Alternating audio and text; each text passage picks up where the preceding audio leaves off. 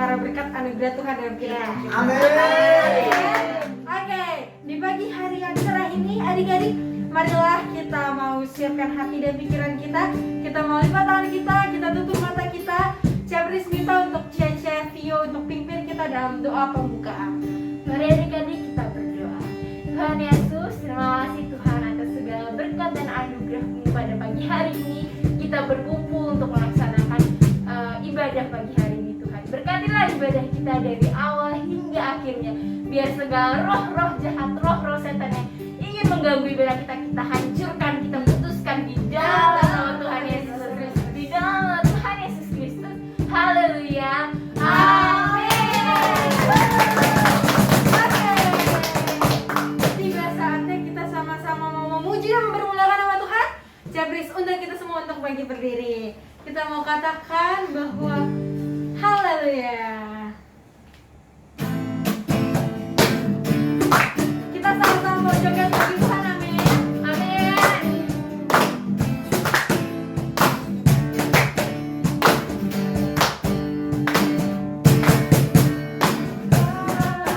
Saja aku renang daripada nyala keselamatanku,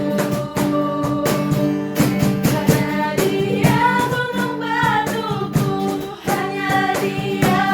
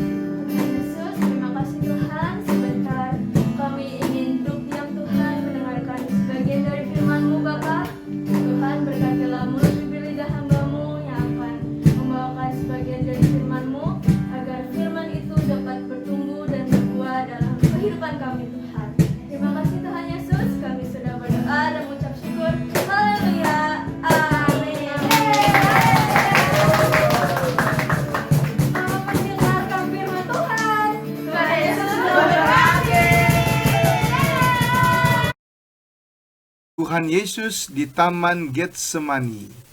Inilah cerita firman Tuhan yang Om Hendra akan bawakan untuk adik-adik semua dimanapun berada.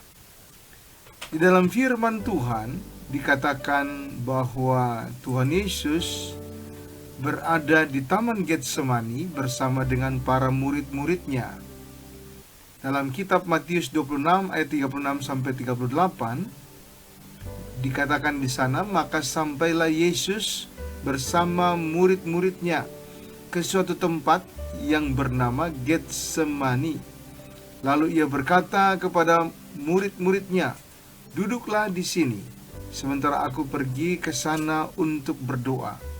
Dan ia membawa Petrus dan kedua anak Zebedeus sertanya. Maka mulailah ia merasa sedih dan gentar, lalu katanya kepada mereka, hatiku sangat sedih, seperti mau mati rasanya. Tinggallah di sini dan berjaga-jagalah dengan aku. Adik-adik yang kekasih dalam Tuhan, Tuhan Yesus ada di Taman Getsemani. Di sana dikatakan firman Tuhan, dia ingin berdoa. Mengapa dia ingin berdoa? Karena memang Tuhan Yesus kebiasaannya suka berdoa. Dari pagi sampai malam Tuhan senang berdoa. Di taman, dimanapun tempat berada, Tuhan senang berdoa. Nah, Om Hendra mau tanya nih, di sini ada adik-adik yang suka berdoa? Coba angkat tangannya. Wah, puji Tuhan, puji Tuhan. Ketik di komen ya, saya suka berdoa. Oke, puji Tuhan. Bagus sekali ya. Adik-adik yang suka berdoa, adik-adik sama dengan Tuhan Yesus yang suka berdoa. Nah, tapi tadi kita baca di sini Tuhan Yesus hatinya sangat sedih, seperti mau mati rasanya. Mengapa begitu? Karena Tuhan Yesus sudah mengetahui bahwa sebentar lagi ia akan ditangkap dan kemudian dibawa ke Golgota untuk disalibkan. Mengapa Tuhan Yesus mau disalibkan? Karena Tuhan Yesus mau menyelamatkan kita semua. Tuhan Yesus mau menebus dosa kita semua. Tuhan Yesus mau memberikan pengampunan atas semua dosa kita semua. Kalau Tuhan Yesus tidak mati di kayu salib, maka kita semua akan masuk neraka. Tetapi karena kasih Tuhan Yesus besar bagi kita, maka Tuhan Yesus rela menanggung dosa kita, menanggung kesalahan kita di atas kayu salib. Dia mati di sana, dia bawa dosa kita di sana, dia mengampuni kita. Dan kita yang percaya kepada Tuhan Yesus, dosa kita diampuni dan kita tidak masuk neraka, tetapi kita masuk surga. Tapi tentu saja untuk mati di kayu salib itu sangat berat. Tuhan Yesus sangat sedih. Dia harus merasakan sakit dan penderitaan karena dia adalah manusia juga. Dia akan mengalami penderitaan, menderita sakit karena tangan kakinya dipaku, badannya dicambuk. Dia sudah merasakan hal itu, tetapi dia mau melakukannya. Karena apa? Karena dia mau menebus dosa kita. Tetapi sebagai manusia saat itu, Tuhan Yesus mau tidak memikul salib itu. Maka dalam ayat yang ke-39, ayat Matius 26 dikatakan, maka ia maju sedikit lalu sujud dan berdoa. Katanya, ya Bapakku, jikalau sekiranya mungkin, biarlah cawan ini lalu daripadaku. Tetapi janganlah seperti yang ku kehendaki, melainkan seperti yang Engkau kehendaki. Dari dagingnya, dari keinginannya sendiri, Tuhan Yesus tidak mau disalib. Tetapi dia berdoa, Bapa, biarlah bukan kehendakku yang jadi, melainkan kehendak-Mu. Tuhan Yesus punya Bapa di surga sudah mengatur bahwa Tuhan Yesus harus mati disalib untuk menebus dosa. Tidak ada jalan lain. Kalau ada jalan lain bisa, tetapi untuk menghapus dosa semua manusia dan membawa semua manusia ke surga, tidak ada jalan lain yaitu Tuhan Yesus harus mati. Maka Tuhan Yesus berkata, "Bapa, aku ingin tidak mau mati, tetapi bukanlah keinginanku yang terjadi, tetapi keinginanmu. Bukan kehendakku yang jadi, melainkan kehendakmu. Sekarang aku menyerah kepadamu." Maka Tuhan Yesus berdoa di situ di Taman Getsemani untuk menyerahkan kehendaknya. Kehendaknya Tuhan yang sempurna yang dia serahkan kepada Bapanya. Dan akhirnya dia berkata, "Bapa, baiklah, aku mau menanggung dosa semua manusia. Dari sejak zaman saya bahkan sampai zaman kita sekarang ini." Tuhan Yesus berkata, "Aku mau menanggung dosa semua manusia, supaya mereka yang percaya kepadaku, mereka akan masuk surga." Dan Tuhan Yesus berserah di situ. Dia menitikan air mata dan juga keringat, dan itu seperti seolah-olah bentuknya seperti darah. Karena apa? Karena begitu berat perjuangan dan pergumulannya. Tapi akhirnya Tuhan Yesus berkata, "Jadilah kehendakmu Bapa di dalam kehidupanku." Nah, adik-adik, kita perlu berserah kepada kehendak Tuhan. Kehendak Tuhan bagi kita adalah kehendak yang penuh dengan harapan, masa depan yang baik, hal-hal yang indah yang Tuhan mau berikan kepada kita. Jadi, marilah kita berkata, "Tuhan, jadilah kehendak-Mu dalam hidupku. Aku bersyukur aku jadi anak-Mu. Jadilah kehendak-Mu dalam hidupku." Nah, baik, kalau kita berkata, "Jadi kehendak-Mu Tuhan dalam hidupku," maka kehendak Tuhan yang terjadi, dan kehendak Tuhan itu akan membawa kebahagiaan. Kita akan berbahagia. Siapa yang suka berbahagia di sini? Wah, bagus. Siapa yang mau sedih-sedih aja? Gak ada. Bagus. Ya, dan hanya di dalam Tuhan Yesus ada kebahagiaan. Itu sebabnya adik-adik kita perlu berserah kepada Tuhan. Sama-sama katakan, "Aku berserah." Bagus. Sekali lagi, aku berserah kepada Tuhan. Aku berserah kepada Tuhan. 1, 2, 3. Aku berserah kepada Tuhan. Bagus. Sekali lagi ya, kita sebutkan seperti ini. Jadilah kehendak-Mu Tuhan. Baik, 1, 2, 3.